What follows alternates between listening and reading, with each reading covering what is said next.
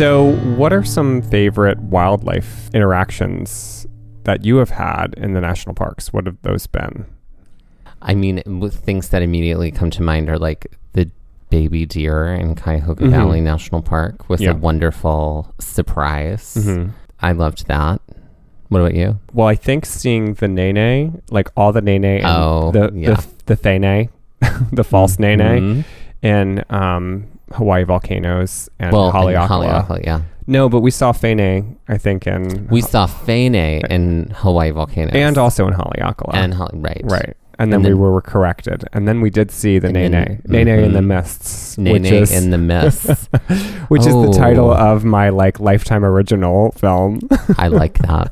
I like that a lot. But that was pretty amazing. And then we saw that pheasant when we were also in Haleakala. We did. Which was also a strange surprise. We did. I also think of the little island fox in Channel Islands. Oh yeah. Which the cutest. I know.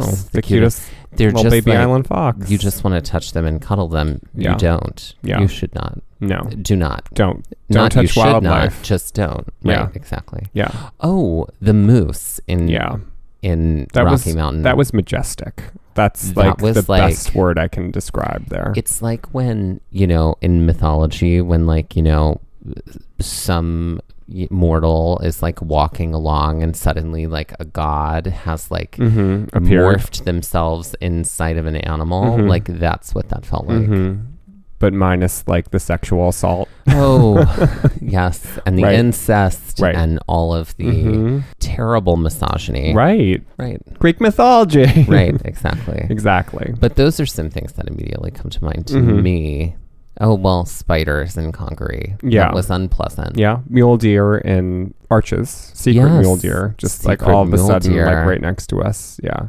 Surprise. Yeah. I mean, that's part of the majesty of the national parks is experiencing wildlife situations like that, not necessarily knowing that they're going to be there. The surprise of it. Today's summit is all about the wildlife in the parks that we have visited in Season 2, which includes Hawaii volcanoes, Haleakala, Shenandoah, Kings Canyon, Sequoia, Black Canyon of the Gunnison, Channel Islands, and Capitol Reef National Parks. We're going to take a look specifically at the animals and plants found in the parks. Some of them have been there for thousands of years. Some of them arrived recently. We also want to share something that we learned at a miniature golf course / botanical garden in Kauai, Hawaii. And that is all the various categories of wildlife in a given area. There is native species, which is a species that naturally occurs in a given area or arrived and thrived in a given area without interaction of humans. Two subcategories of native species are endemic, which means it is native and found only in that area, and indigenous, which means it is found in that area and also elsewhere. There is also non-native species and invasive species. Non-native means that they were brought to an area by humans, either intentionally or unintentionally, and that their presence has either a neutral or positive impact on the area's ecosystem. Invasive species means that they were brought to the area by humans, either intentionally or unintentionally, and their presence has a negative effect on the ecosystem, and they overtake resources and threaten existing native species. So let's take a look at Hawaii Volcanoes National Park, located on Big Island. Okay, so when you think of the plants at Hawaii Volcanoes National Park, what comes to mind? Just lush tropical beauty, ferns. There were a lot of ferns that we saw. All those curling fronds that were about to open. Exactly. There were those red flowers they were kind of woody shrubs that were in the Kilauea Ike or along the trail there. So those are some things that I think about. There was, at one point we passed along and we were hit by the smell of eucalyptus. Yes. So that was very interesting. It was interesting because there was so much variation there from inside the crater to the rainforests that were there. So it was a lot of change and a lot of difference. So speaking of that curled up fronds, fern, that is called the a ma'u fern, Okay. and the curled section is what you called a frond. And these are native endemic, and they can get very large. We ended up seeing a bunch of them bigger and already opened when we were on the Kalalau Trail in Hawaii. A large portion of the Big Island of Hawaii is a rainforest, and there are small portions of the rainforest in Hawaii Volcanoes National Park. You can also, at this park, see natural occurring steam vents. These are created when groundwater seeps down into the rock, into rocks that are heated by magma deep underground, and the rocks are so hot that it vaporizes the water and it returns to the surface as steam. Oh, wow. Let's talk about some native animals. While we didn't see many animals in Hawaii volcanoes, there are many animals that you might be able to spot near the water's edge, like green sea turtles and hawksbill turtles, and also humpback whales that arrive around November for mating. Apparently, they are pretty far out, but can be seen from the coastal edge on the way to Maui or Molokai, which is closer to their mating spot. Now, some invasive species to Hawaii volcanoes and also Big Island include little fire ants. Little baby fire ants. Little baby fire ants. Pigs, which were introduced by European settlers. There were other pigs there. Right. Native pigs. Right. But as we'll learn more about in our episode on histories. That's right. But now the pigs that are in Hawaii are descendant of the European pigs. Okay. Also, house cats. House cats in Hawaii have contributed to the extinction of 33 different bird species. Well, isn't that like the argument that like a lot of bird species, like that's been like there's been considerable study that bird species have declined from the 1970s, like worldwide. And isn't like Cats like a big, not the musical, but Cats the thing? I mean, like Cats the musical is doing its own damage to this world, but it's its own type of invasive species. Whatever. It was beautiful and I loved it. It was. And Rum Tum Tugger was my husband. I mean, we talk about the movie. I didn't hate the movie. The movie was kind of fabulous. Anyway, no, I'm kidding about it doing damage. The yeah, no, I have heard that before. Yeah. Yeah. And the other one is goats, who apparently eat silver swords. Oh. Speaking of silver swords, that brings us to Haleakala National Park. So Haleakala is located in Hawaii on the island of Maui, and it features over 850 species of plants, 400 being native and over 300 being native endemic. While walking the Sliding Sands Trail, we saw silver swords everywhere. Essentially, they are the prettiest plant that I have ever seen. Yeah. They look like a yucca or yucca, however you pronounce that, but they honestly look like they have been dipped in like mercury, and they have this like incredible like otherworldly glow from afar, and I was enamored with them the entire time. The whole time. And they were everywhere. And they live between 3 and 90 years. And as they end their life, this large flower blossoms from the top. When it dies, the wind blows the seeds in all directions. And we saw a bunch of them on the trail that had blossomed or were about to blossom. Right. And it, like a yucca, sometimes there is that blossom that happens from them as well. But I don't know that it's necessarily their like swan song. Right. So it's in very other interesting. yucca In other yucca plants. Yeah. Silver swords are extremely fragile. So the park staff now has to build barriers and fences to keep non-native plants and animals from growing near them or coming near them. Animals like goats, they literally have to build fences to keep goats away. The silver sword and many other plants in this area have evolved without protective spines or tough bark or unpalatable taste or poison sap. So due to the threat of these animals, the park staff must intervene to protect them. So when you're in Haleakala, do stay on the trails because you could very easily step on the development of a silver sword or another native plant. They're also so delicate. They are concerned about its survival, especially with climate change right now. The University of Hawaii and the park staff are studying how it can survive during times of drought. And now we must talk more about Nene. Which course. is the Hawaiian state bird, also known as the Hawaiian goose. Nene is found in Hawaii Volcanoes National Park and in Haleakala National Park, but we only actually saw them in Haleakala. Right. To look at it, it looks I would say like a North American goose. I don't know if that's the name of that bird, but it's, that sort of, or Canadian goose, that's sort of black and also beige coloring. They are endemic and considered endangered across the entire archipelago of Hawaii. There you go. How I use that word. There are only around 2,000. Wow. And that's it. That means there are it is an endemic species, which means it's only in Hawaii. So there are only 2,000 of those birds left.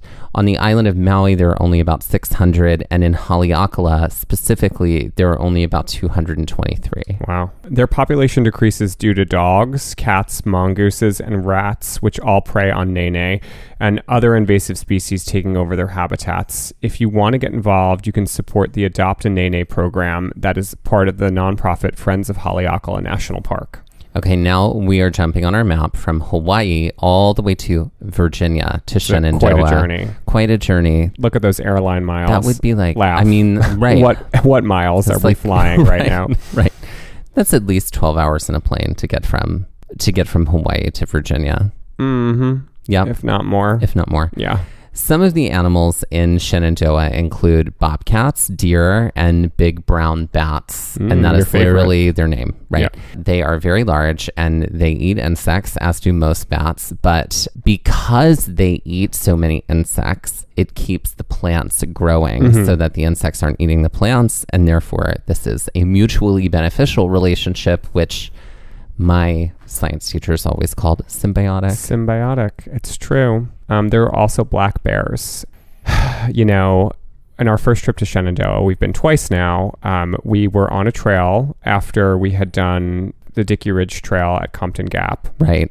And we were like, hiking along. And then like maybe 100 feet ahead of us, we saw a little black bear. And it was like a baby black bear. You were like, where little black bears are, there are big black bears. And there are so big black mama bears who are not happy with you. We turned right around and about faced. And when we got back to the parking lot, we saw some other people from New Jersey who actually lived very close to us. And they were like, it's a black bear. Don't worry about it. You just make a lot of noise and you're fine. We're like, good to know. Oh, okay, great. Yep. Yeah. We were basically like, all bears are scary bears. But now, except for daddy bears. But it is true. Black bears you make a lot of noise and you wait for them to leave first. Right. Whereas brown bears are the ones that will threaten your life. Yeah. Right. Bear spray. Shenandoah is also one to look at regarding fire ecology, because Shenandoah is almost entirely forest. And fires are a natural part of a forest life cycle. Fires in Shenandoah are infrequent and are considered low intensity and occur with gaps of over 25 years in between. The first place we heard about the benefits of controlled wildfires was in Kings Canyon and Sequoia National Parks, which are, technically speaking, two different national parks but are so close to each other and are essentially managed by the same team and also share a website. Sequoia National Park is literally named for the giant sequoia trees it preserves. Kings Canyon also features giant sequoia trees. In short, giant sequoia trees are often confused with redwood trees, which are also preserved in a national park that is also named for them. We did an entire trail mix this season on giant sequoia trees, so for more info on them, we encourage you to go to that episode. Other than the giant sequoia trees, there are many other native plants and trees to both of these national parks that are worth noting when you visit. In the montane forest, you can see ponderosa pine, incense cedar, white fir, sugar pine, and giant sequoia all growing near one another. And the subalpine forest areas feature white bark pine, foxtail pine, and limber pine. And for the tree watchers out there, I have said this before and I will say it again. Is there a term for someone like a birder, but for trees? I don't know. An example of an invasive species found in Sequoia and Kings Canyon would be the yellow star thistle. It can very quickly displace populations of native plants and animals, and its seeds travel easily on people, which is how it arrived in the first place. Let's talk about the animals in Sequoia and Kings Canyon. You might see bats, black bears, but will not see grizzly bears. Even though the California grizzly bear is featured on California state flag, the subspecies of grizzly bear went extinct in 1924, so you will not see grizzly bears. Though there is talk of reintroducing the grizzly to North Cascades National Park in Washington, environmentalists are excited about this and would love to see them make their way to California.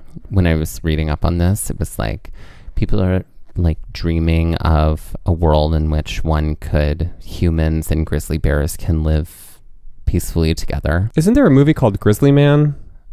I'm pretty sure there is. I've heard of this movie. Oh, yeah, it's not great. I mean, okay. Like he tries to live with the bears and it goes, it doesn't go well in the end. That's about what I know about it. I'm pretty sure it's called Grizzly Man. All right. Yeah, so things to look into. Yeah. Sequoia and Kings Canyon also feature a ton of different squirrel species. So squirrels. Yes. So for the squirrelers out there, you can see California ground squirrels, Douglas squirrels, golden mantled ground squirrels, and western gray squirrels. The only endangered species found here is the Sierra Nevada bighorn sheep. While we're in California, let's jump to Channel Islands, another archipelago in the Pacific off the coast of Ventura. Channel Islands features 14 threatened and endangered plants according to the U.S. Fish and Wildlife Service. It also features many invasive species, including olive trees, sweet fennel, and wouldn't you know it, the yellow star thistle. It gets around. It's like the town bicycle. Yeah, it does. Okay. So there are many animals on Channel Islands. To hear all about the island fox, go listen to our episodes on Channel Islands from this season, where we talk all about how they were endangered and almost extinct, but were able to come back through a special conservation program. Other animals found on the island include the island spotted skunk, the island deer mouse, the western harvest mouse, the Townsend big ear bat, the island night lizard, the island fence lizard, the southern alligator lizard, the side blotched lizard, the Channel Islands slender salamander, the black-bellied slender salamander, the Baja California tree frog, the Santa Cruz island gopher snake, and the western yellow-bellied racer snake. Say that 5 times fast. Exactly. Yeah. You might also spot some dolphins following the boat as you ride over to Channel Islands. We did. We saw them. They were like jumping out, and like there was the whole pod, I think is what you call it, a group of dolphins. Pod of dolphins. In the winter, it is also common to see gray whales who pass through the Santa Barbara Channel. I think whaling is very big out at Channel Islands. In the summer, though rare, it is possible to see humpback whales, blue, fin, and orca whales. And closer to the shore, you might see some California sea lions. Also, for those who are excited by paleontology, on Santa Cruz Island in 1994, the nearly complete fossil remains of a pygmy mammoth were discovered. Have you ever heard of a pygmy mammoth before? I think it's just a little baby, like woolly mammoth, right? That's right. It's like not big. Basically human size. Oh. It's like a woolly mammoth that's like as tall as a human. Oh. Yeah. Okay. Yeah. Yeah. So I mean, if it stood on its hind legs, it'd be taller, but like the top of its back is like the top of a human's head. Okay. Great. Now let's jump on our map to Colorado and look at Black Canyon of the Gunnison. You can see a lot of the plants this park features, all from driving the South Rim Road. Along the edge of the road, there is the Gamble Oak Thicket, containing wildflowers, small oak trees, and grasses.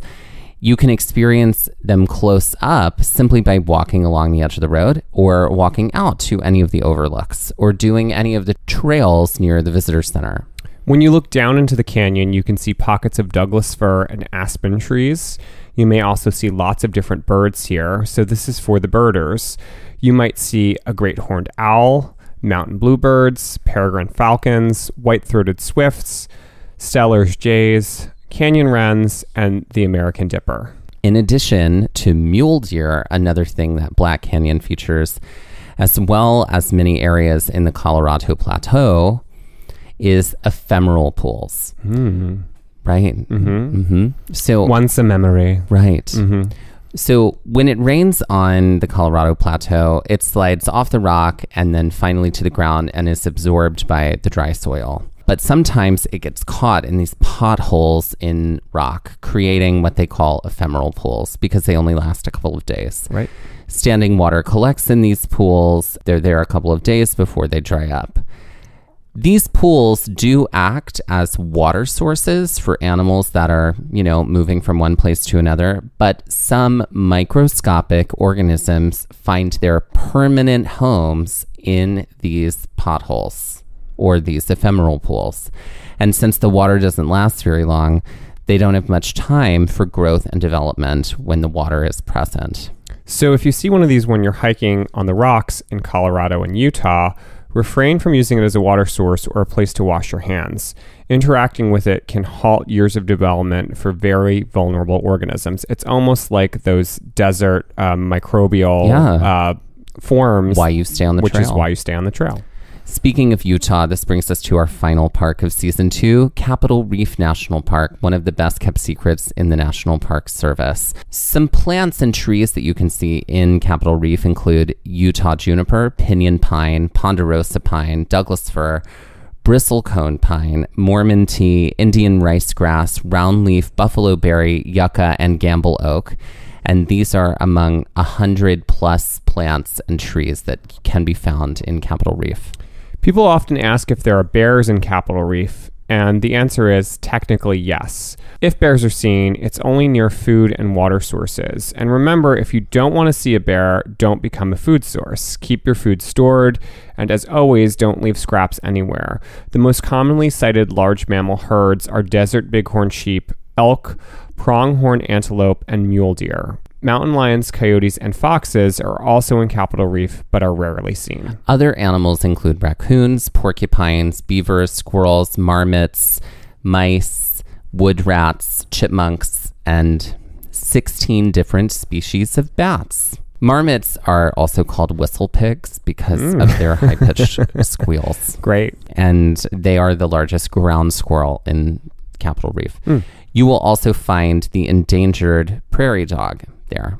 Kangaroo rats can also be seen, but they often come out at night, so the only time you're really going to see them is to see their hopping tracks that they leave in the morning.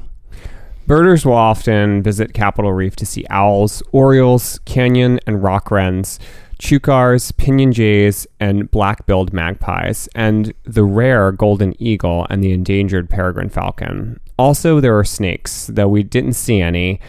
One to note that is often seen is the gopher snake because it hisses and shakes its tail and is commonly confused with a rattlesnake. But gopher snakes are non-venomous and feed on rodents. And in recent developments, the Trump administration just released its proposal for oil and gas drilling on 110,000 acres of public land, including land in Arches, Canyonlands, Capitol Reef, and Bears Ear National Monument.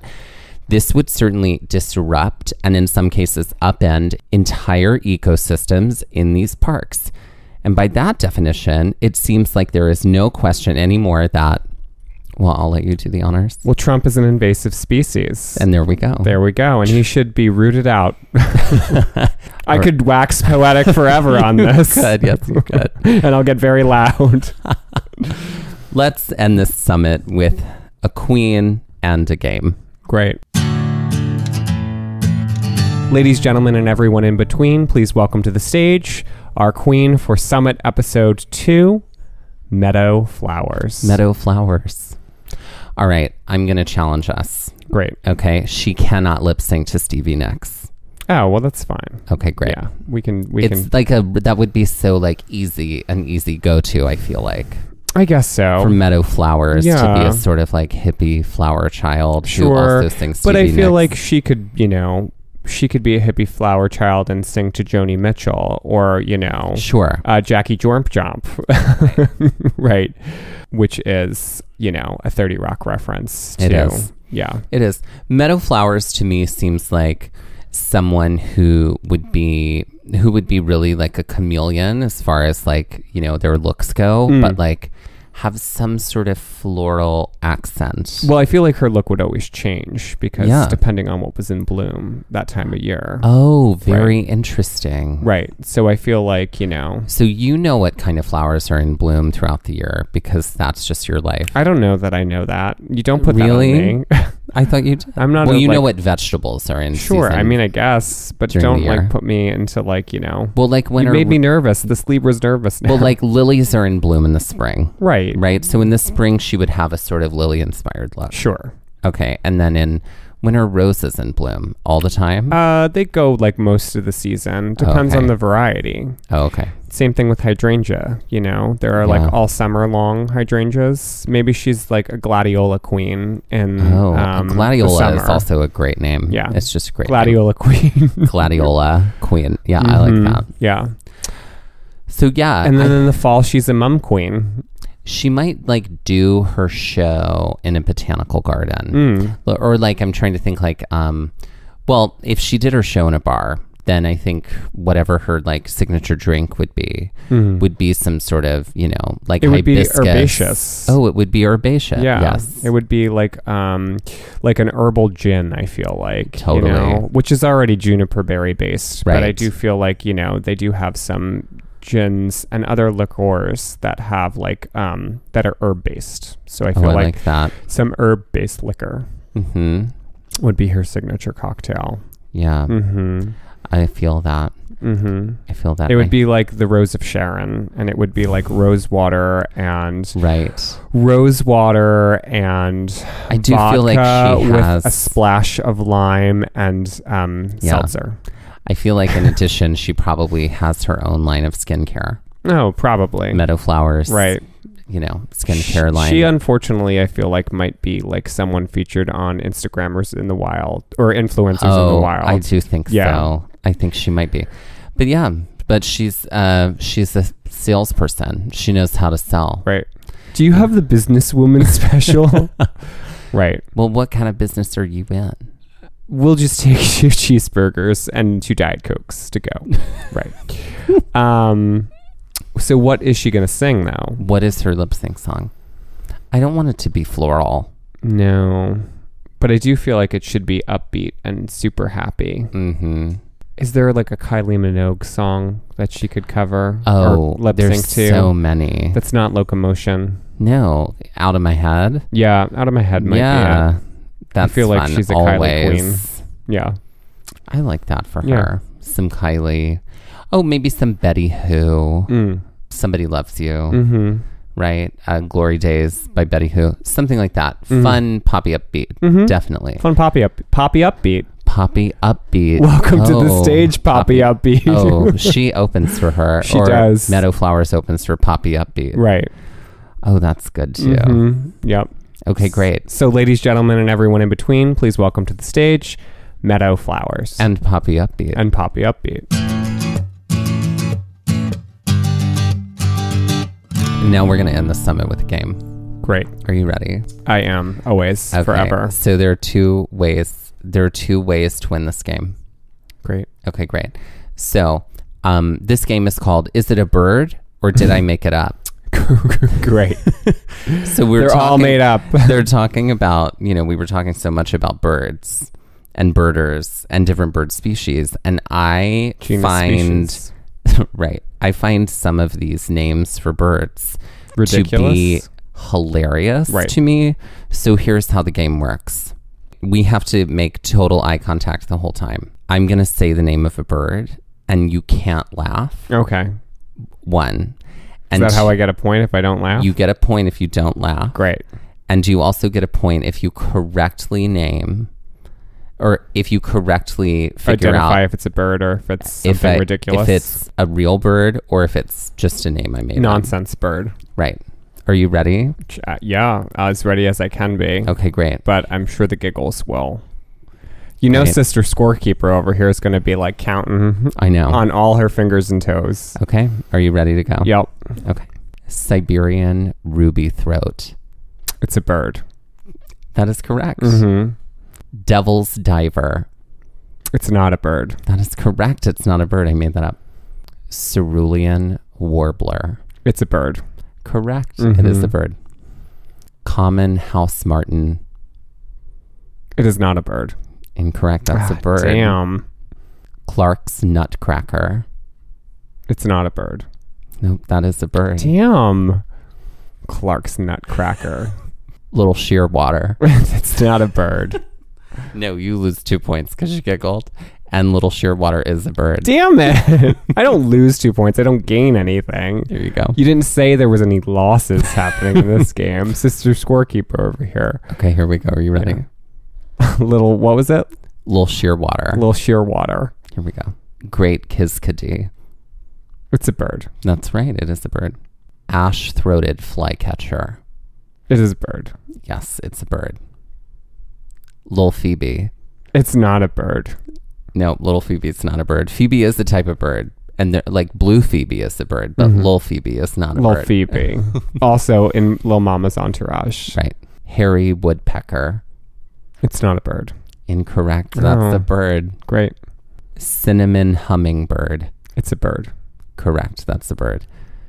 Bronzed cowbird. It's a bird. Correct. Lil bunting. It's not a bird. Incorrect. Little bunting is a bird. Little bunting. Mm-hmm. And last one. Mm-hmm. Brown creeper. It's not a bird. Incorrect. Damn. Brown creeper is the bird. I only got 9. You did, but you did so well. I know, and I only giggled a little bit. Only a little bit. A little bit. Little giggler. That would be the name of your bird. That's right. If That's you who were I a am. bird, you would be Little Giggler. I'll be Little Giggler.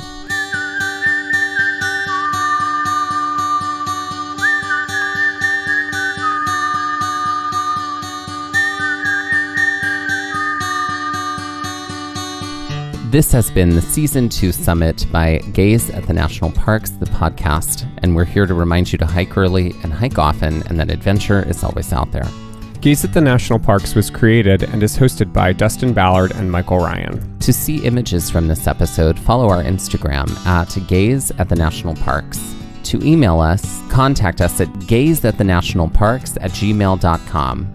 To learn more about the parks we visited in Season 2, visit our website, gazeatthenationalparks.com. All original artwork featured on our website and on Instagram is by Michael Ryan. All original music was written by Dave Seaman and performed by Dave Seaman with Mariella Klinger and Sean Sklios. Our music producer is Skylar Fortgang. This episode was edited by Dustin Ballard. Stay tuned for our remaining Season 2 summits on park histories and hiking trails.